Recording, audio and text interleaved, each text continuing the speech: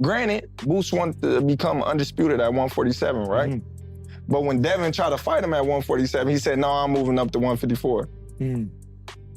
You know what I mean? Like, so he's a dangerous fight for anybody. He's a dangerous fight for anybody. In the ring on the night. I know it's not his fault. Yeah, I know that's not ideal how he wanted to win it. You know, I know he's disappointed that he couldn't win it from a champion and whatnot. And it's disappointing for him, but if I was him, I'd just tell him, like, I want to fight for it. Like, I'd rather fight the number 3 guy. You know, if I couldn't get the other guy, you know, don't send me a belt in the mail. But it just seemed like, you know, everybody cool with... The tension between Terence Crawford and Gerent "Boots" Ennis has intensified, with Crawford openly questioning Ennis's level and suggesting the young contender has not consistently tested himself against the toughest names available.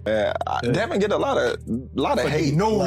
For no reason. I don't know. I don't understand why so many people hate Devin and Shakur. Like, they get the most hate out of all boxers. If you look at the comments when they talking about Devin, when they talk about Shakur, they get the most hate out of everybody. And they willing to fight everybody. Devin fighting everybody. Yeah. Everyone. Devin like, give me Lomachenko, give me him, give me him, give me him. Oh, I wanna fight him. You say he the best, I wanna fight him. Yes. You know, Boots, I wanna fight Boots. Boots Ennis quickly rejected that criticism, making it clear that he believes he has never been afraid of facing anyone. From his perspective, the public discussion surrounding past negotiations leaves out important details and does not tell the complete story. But I want to go do that. Anybody in their right mind, I'm going for the unification. I'm not about to go to 154 and fight for an interim. I ain't ducked nobody, and everybody knew that. Right. Anybody can get it any day. Like, right. So yeah, like, people be crazy. People know I don't talk. Right. I'm like, yeah, I'm talking now, but like, I really don't care, like, the talk and all that on the internet and all that. I know I got people be trying, like, you gotta sell the fight, you gotta do this, you gotta make it, bro. Something might be wrong with me, because I can't really talk. Devin Haney offered his own version of events, explaining that he was willing to make the Ennis fight happen but wanted the contest at 147 pounds. Haney was not prepared to move above that limit before establishing himself in the division. At the end of the day, you know, Boots is a good fighter, but who is he? Would you have Boots if that presented himself? Yeah, no, they asked us. They said, are you guys open to doing a Boots fight? I said 100%. At 147, Boots' team came back with, they wanted to do it at 152. I wanted to do 152. I never even fought at 147 yet. I said, no, if you come down to 147, we can do the fight. I'm not gonna go to 152 for fucking Boots. Yeah. At the end of the day, you know, Boots is a good fighter, but Attention then turned to the stalled talks involving Boots and Devin Haney. Ennis claims he agreed to the proposed catch weight, only for the communication to eventually disappear. That breakdown has since fueled an ongoing argument over which side was truly pushing to make the matchup happen. Do 152. I never even fought at 147 yet. I said, no, if you come down to 147, we can do the fight. After I had decided to move up, you know, after everything was going on, I decided to move up and, you know, move to 54. We get a call back a couple days later. He like, me and my team, they like, yo, would you fight Devin at 152? I said, yeah. I'm like, I ain't fighting 54 yet. I can make 52. Like, I'm like, yeah, why not? I'm like, yeah, we never heard nothing back after that. And that's another thing. People be painting these false narratives and saying that I ducked this person. How I ducked him? Right. I said, yeah. But y'all don't know that because y'all don't know what's going on behind. Boots remains unmoved by all the criticism surrounding Crawford's comments. He believes opinions from outside the ring do not change his status, because he still sees himself as the best fighter in the division. In his mind, the only real way to settle that debate is by fighting. I don't know, maybe like hate a little bit. I know online he recently said that Fondora's the best guy at 154. He said Fondora would beat you. What do you like to thoughts on that? I don't pay that no mind though. That stuff be bothering me, but like I said, I'm the best at 154. Everybody know it, and I'm gonna keep standing each other. Even after dismissing Crawford's remarks, Ennis continues to find himself at the center of boxing speculation. He believes certain fighters use exaggerated stories to shape public opinion because they assume he will stay quiet. Now that he is speaking up, he says future accusations will face much greater scrutiny. That, and I think people be using, I think people be using my name because they know what they think I'm not gonna say nothing. But now I feel like they're gonna watch themselves. So. Yeah, now you're gonna start saying what you feel. Bro, anybody you want to air out? I see them. I see them. See, you still quiet. Yeah, I'm quiet because I don't really be trying to talk to them. That's really ain't me, but like. Right. Greg Hackett supports that argument, saying Boots has followed the same path that successful champions have taken throughout boxing history.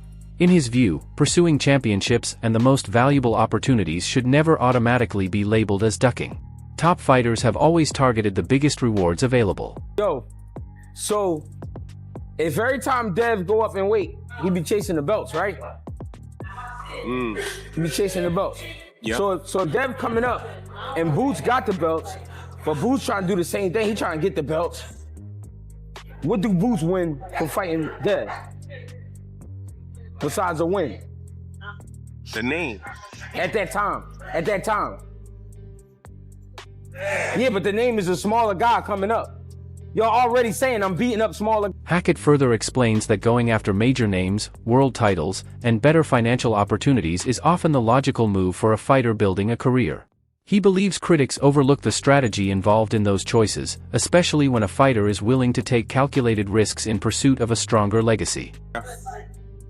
So I'm gonna go where the big guys at, and I'm gonna win there. So then I fight Xander, and I fight for 2 belts instead of 1. What's wrong with that? Dev did the same shit, didn't he?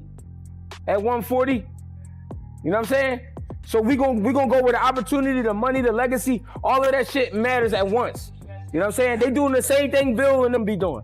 Same thing. We gonna go where the smoke is at, but the smoke come with a trinket, it come with a check, it come with some notoriety, it comes with, you know what I'm saying? It gives me something to... Virgil Ortiz says he has already tried to secure fights with Boots Ennis, Enis-Fondora, and other champions.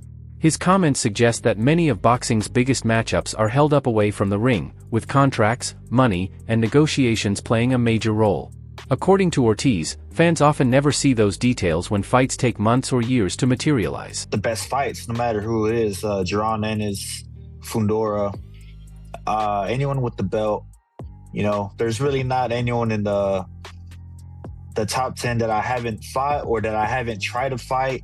You know, at this point, you know, people just need to take the fights, you know, and a lot of people want to say, how come you haven't tried this route, you know, just because I'm not calling people out on social media like everyone else does, doesn't mean I'm telling my manager, hey, let's make this fight.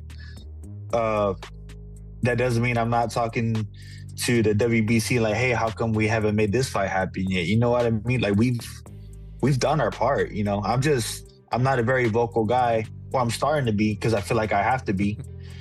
And I don't know, it's a bit of a change of character. I'm just starting to care less. Ortiz also argues that supporters and critics seem determined to interpret every outcome against the fighters involved. He says that made it nearly impossible to control the public narrative. Even when a boxer openly demands a particular opponent, he believes people can still turn the situation into another accusation of avoiding the fight. The fight doesn't happen with Ennis. Oh, I'm ducking the fight. You know, Virgil Ortiz doesn't want to fight Ennis. Now we're calling him out. Oh, he's begging for the fight. You like what kind of logic is that? You know, I just respectfully, that is just stuff that I deal with and other boxers deal with on a day-to-day basis. That doesn't make any kind of sense. I just don't understand how the gears are working up there. You know, like they're turning the wrong way. I don't get it. But anyways, I could keep on talking about it. When discussing the potential matchup himself, Ortiz remains confident that his style could give Boots serious problems. He believes he sees certain weaknesses that other observers may overlook, while the specific strengths he would bring into the fight could create difficulties that are not always obvious to casual fans. I definitely do, but I mean, I got him. Based on what you saw in that fight, and you've seen prior, of course, too, but like what you saw in that fight, that showed you something? It proved something. It didn't really show me something. It just, I always knew it, but, you know, just seeing it, you know. Robert Garcia believes the decision to move away from the larger matchup may have revealed more than any public statement. From his perspective, the issue is not simply about defending a championship but about whether Boots truly wanted to face one of the division's hardest tests.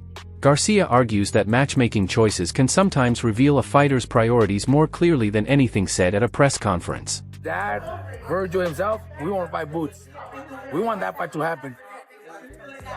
Hearing from Eddie that Boots might want to unify against Josh Kelly. Yeah. Well, if you do that, that's taking advantage of a fighter that's injured, that's hurt. You see that cut? Yeah. That cut is like an inch deep. Yeah. That cut is big. If you bring somebody like that to a November fight, you're taking advantage of that. You're taking advantage of that, and the fighter will probably do it because he's a fighter, he's a warrior, and he'll probably get the biggest payday in his career, and he could lose to anybody else because, let's be real, Kelly might not be the best in the division. So they're going after him to take advantage of that opportunity to get another belt under his belt, which would be 3, which is great. But when you have somebody like Virgil who's asking for it, so November's a perfect date. He had a great to come fight back against Boots or to get a tune-up and then Boots? No, we don't need a tune-up. We want to go straight. As debate continues over why Boots Ennis pursued other opponents, Garcia believes the champion knows exactly how challenging Virgil Ortiz could be. In his view, choosing different opponents does not necessarily mean a fighter fears competition, but avoiding a particular style can sometimes provide a clearer explanation for certain matchmaking decisions. I know, I don't think, man. I know, it's man. You got history against Bozy in the corner. You did well in January. That's why Bozy will even say, no, that's not our next fight. We're going to go unify because they think that's more important. No, it's not. They know Virgil will beat him. Crawford sees Virgil Ortiz as a tougher stylistic challenge for Boots than Enis-Fondora. He points to Ortiz's constant pressure, disciplined approach, and ability to maintain his fundamentals while attacking. Crawford believes that kind of controlled pressure can cause more problems than simply dealing with an opponent who has a major size advantage. For me, I say Virgil. Really? I say Virgil. Wow, even though Fondora's 6'6" and has a long distance. Because Fondora leave the door open to get caught. Right. You know, but Fondora, you know, he's getting better. Yeah. He's definitely getting better. But Virgil, you know, he gonna be in your face. He gonna have his hands up. He gonna be jabbing you, you know, with a stiff jab and going to your body. And with Fondora, he want to get inside. Yeah. He tall, but he don't want to. He don't want to bang too. He don't want to fight you on the outside. Right. He gonna be in there. He gonna bing, bing, bing, bing, and then when you get in inside, it's boom, boom, boom, boom. You know what I mean? Paulie Malignaggi rates Enis-Fondora as an extremely dangerous opponent because of his unusual size, awkward southpaw stance, pressure, and punching power. He believes Fondora creates such a difficult matchup for Boots that picking a clear winner becomes complicated, with both fighters possessing qualities that could dramatically change the fight. Fondora, of course, is a very difficult guy to deal with. Listen, Fondora is going to be difficult to deal with for anybody. And so Ennis and Fondora, I really would get excited for Ennis and Fondora. That's a really good fight. And for me, that's not an easy fight for either of them. That's a tough fight to call, man. I don't know. I would love to know what some of the comments think at home. And don't be biased about just because one guy you like one guy over the other. I'm talking about seriously, from a boxing perspective. Ennis and Fondora. Listen, Fondora is an awkward fight for anybody because of his height and the power that he's got at that weight. But really, to break it down, it would be interesting, and it's a really weird, strange fight to try to. That possibility has created another major debate, with Brendan Edwards expecting a meeting between Boots Ennis and Enis-Fondora to become an intense battle. He believes both men are prepared to exchange punches and impose their preferred style. Because neither fighter appears likely to retreat from danger, Edwards expects the action to start immediately. Is getting a little lazy, getting a little carefree, and playing around a little bit. I think that Boots and Fondora is an absolute Hagler-Hearns type of shootout.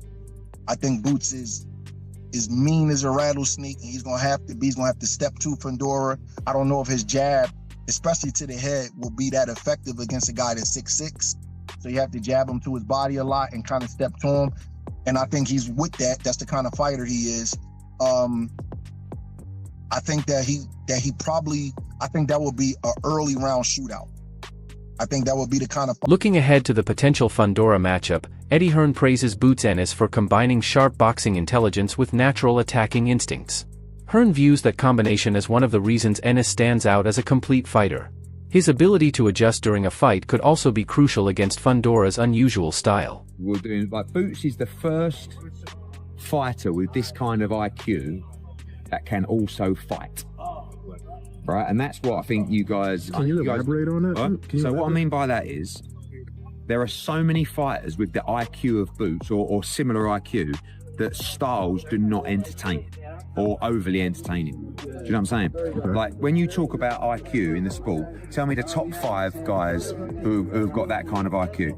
Shakur, Devin Haney, Tank maybe, but Tank's exciting, but whoever he fights against is another story, right? So those kind of guys. But I mean, but what do you get what I'm saying? I do. But Boots will sit in the pocket, he will fight you, he will attack you, he can box off the back foot. Hearn also emphasizes just how different Enis-Fondora is from the other fighters in the division. His height, reach, and southpaw stance create a unique tactical problem. Hearn believes defeating him requires patience, high-level ring awareness, and constant adjustments, qualities he feels Boots Ennis has enough of to gradually figure out Fondora. 54-pounder, but you've got to be good enough to adapt to everything. And that's the problem. A lot of these guys, no disrespect to Keith Thurman, he's been done for a while. But Tim Tszyu, these kind of guys, they're all great fighters, but they just can't adapt to styles. Josh has got an unbelievable IQ. Boots has probably got the best IQ in the game, I think. They can adapt in those kind of fights, and that's what you need to do, because Fondora is a massive problem. Eddie Hearn gives Fondora credit for accepting one of the division's most difficult challenges rather than simply searching for an easier path. However, Hearn still believes Boots Ennis has the advantage in overall ability, boxing intelligence, and technical skill. If Ennis can maintain his approach, Hearn expects him to eventually break Fondora down and secure the win. And that's why I respect him so much, because we as fight fans should respect him so much. Puerto Rico should respect him so much.